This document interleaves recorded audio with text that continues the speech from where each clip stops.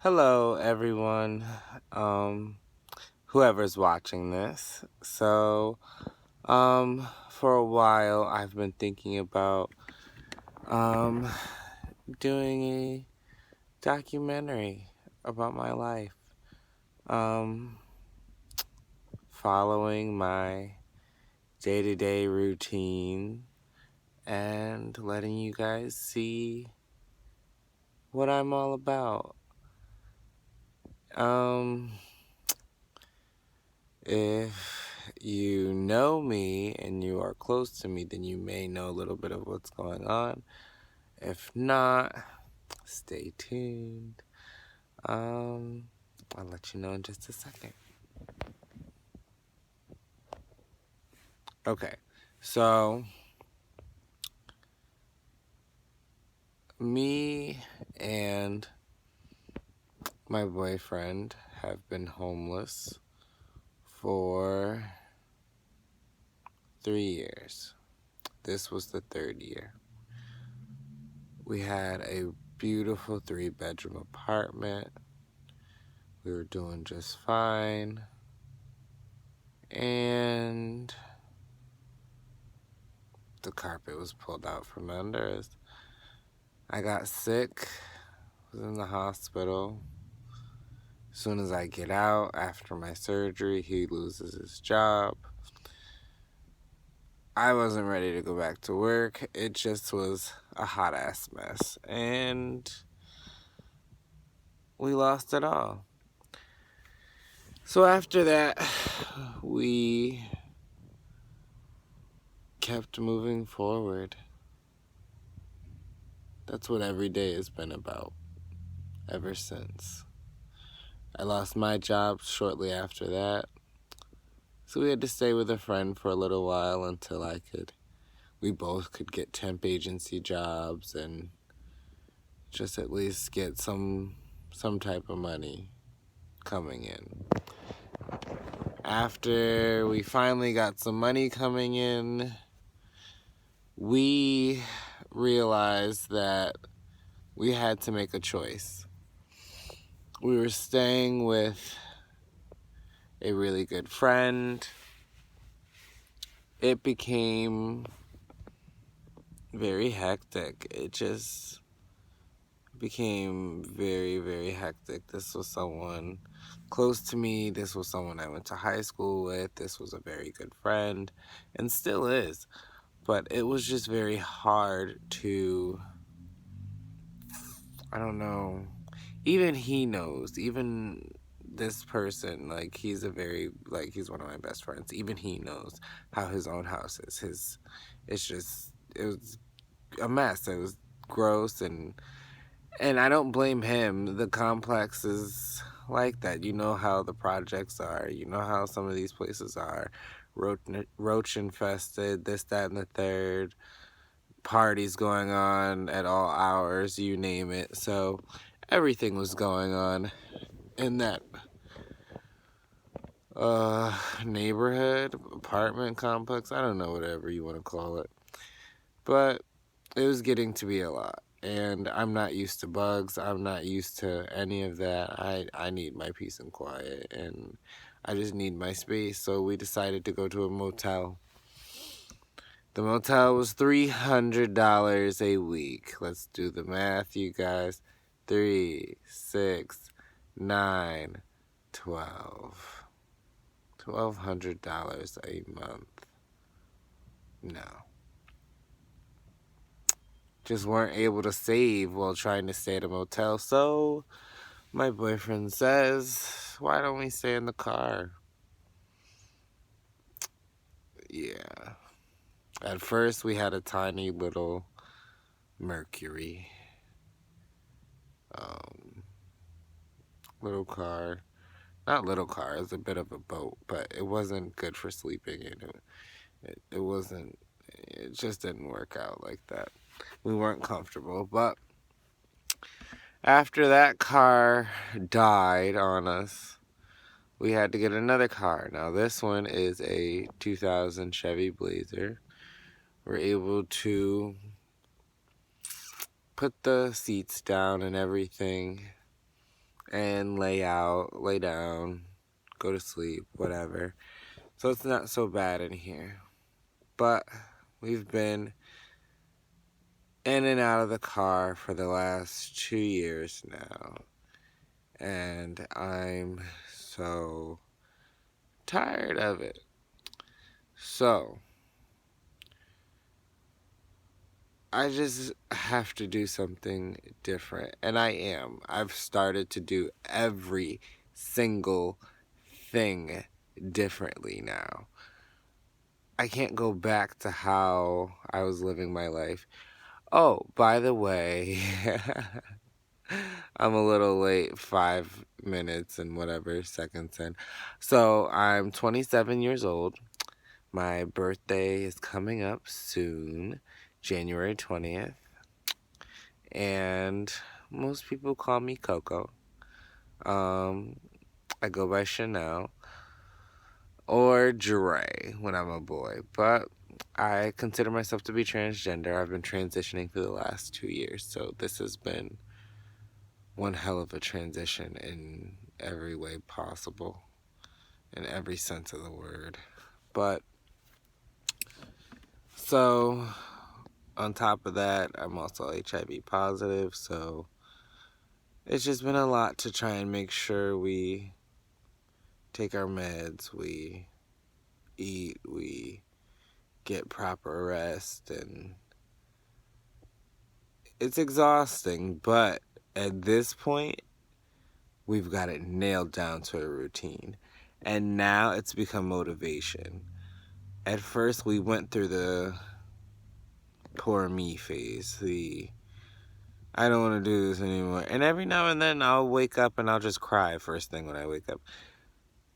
But it's because I just miss a bed. I just miss my own space. But by being in this predicament and by being forced to think outside the box and continuously, and to continuously take care of myself no matter what, no matter this or that. Because listen, you know what I used to do? I used to ask friends, hey, can I borrow $20? Hey, can I borrow $10?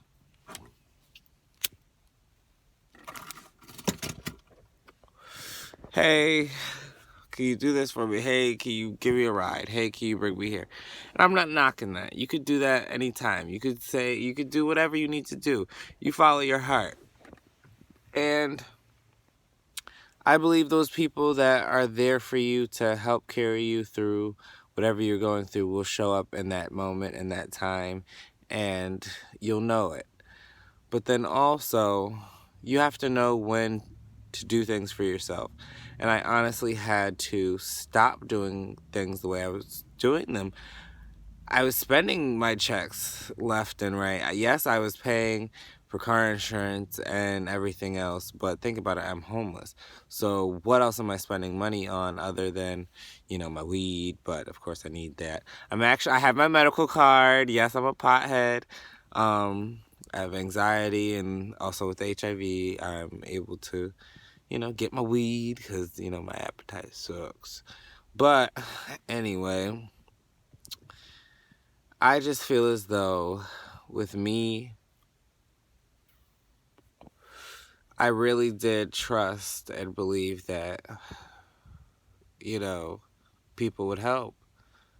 Time after time, person after person said, hey, come stay with me until you get on your feet.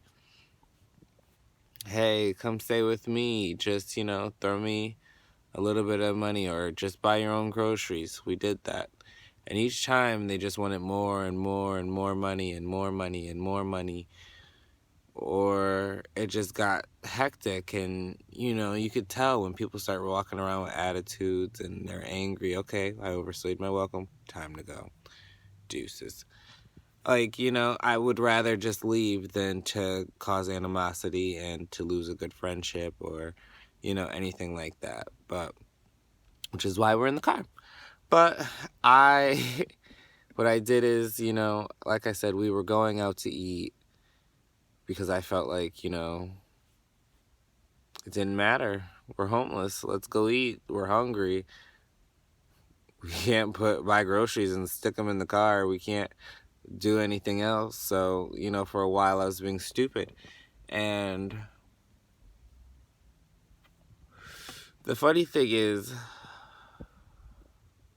I realized I was working at the movie theater, and during working at the movie theater, I ended up getting another job, a part-time job as a job coach. So I would get off, I would go from 10 to 4:30 and then get off, and then I would go to the movie theater for 5 to midnight, and it was just like I was constantly running. And in between that, my boyfriend finally got his job, and it was just, he would take me, I would get off the first job, go meet him, pick him up. He would drop me off at the movie theater, go to his job, get off, come meet me at the movie theater, pick me up, go sleep, set up at the truck station, the TA, and we would set up camp and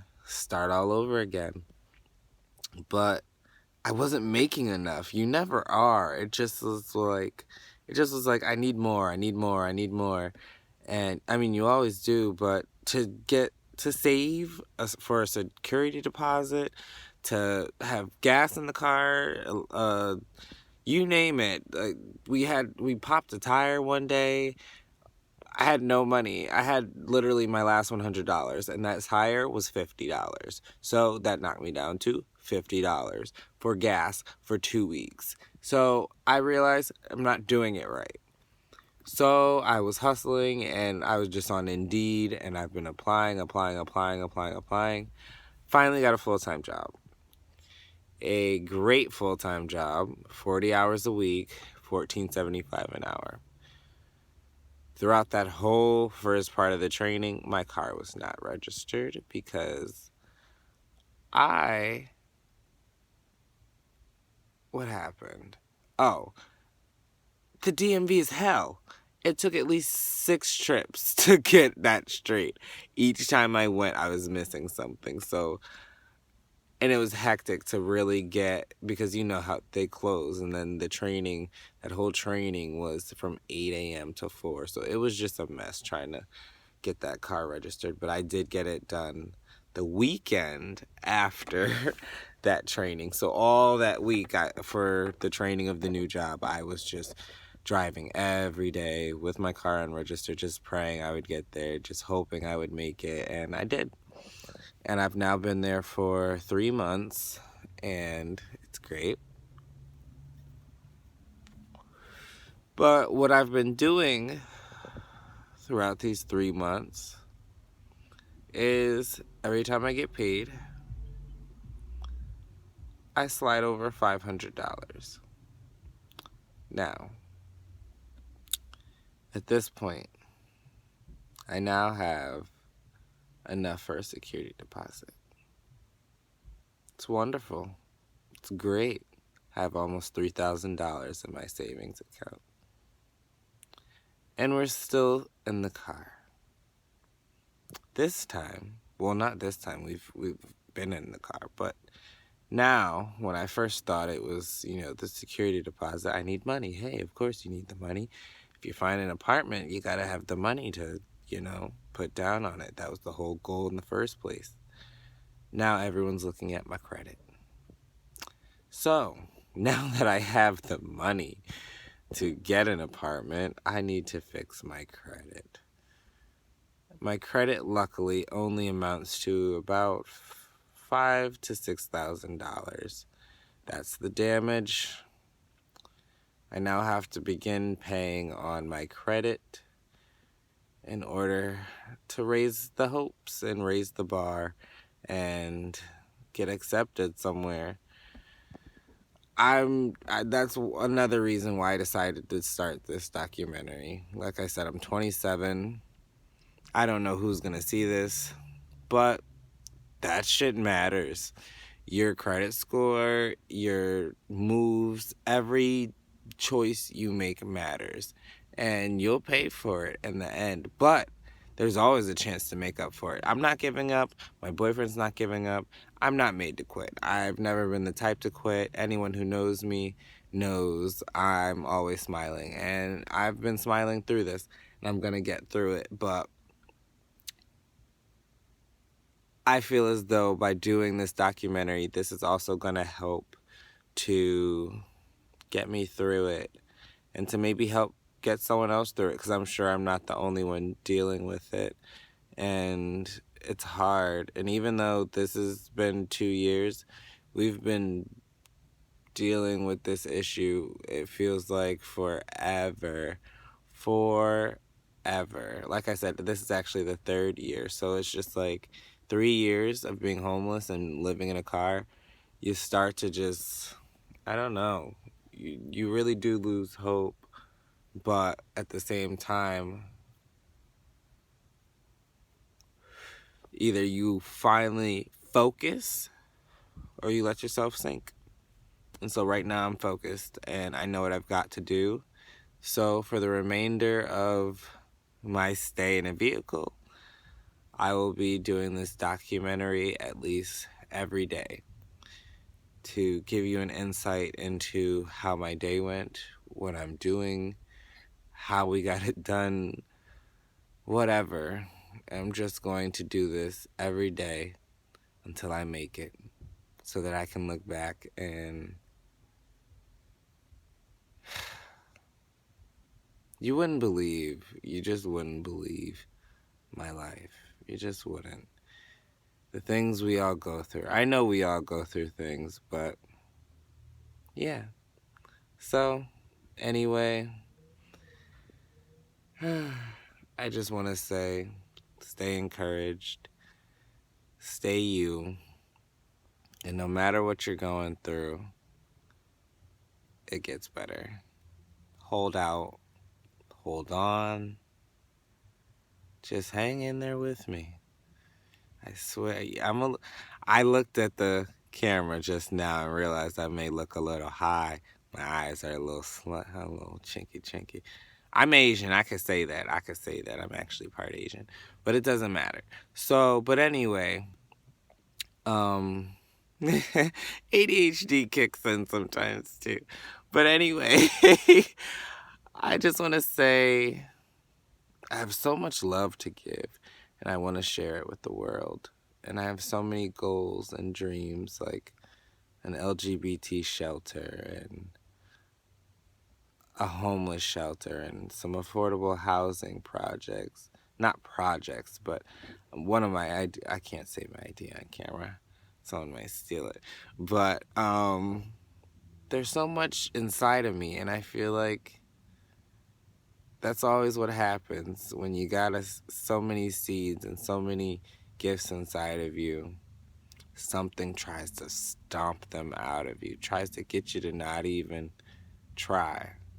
And every time you don't think about trying, everything's fine. The minute you focus on those goals, all hell breaks loose. So now that I'm realizing what's going on, I'm focused and I'm not going to stop. Anything can come at me and I'm going to deal with it head on, and I'll get through to the other side. So really quick before I go, just so you guys know, I am not kidding. I am in the car. Let me put the cigarette out. Don't want to drop it and burn anything.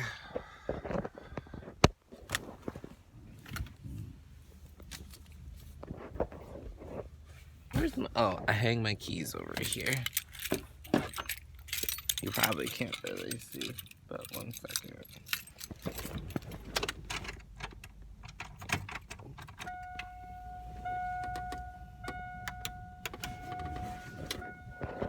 So, you know what I'm gonna call this new documentary? From Out of the Trunk. So, until next time,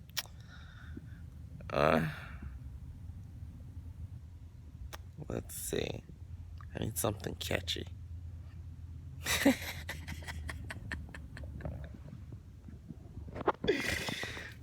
Oh, stay green. Green has life, so stay green.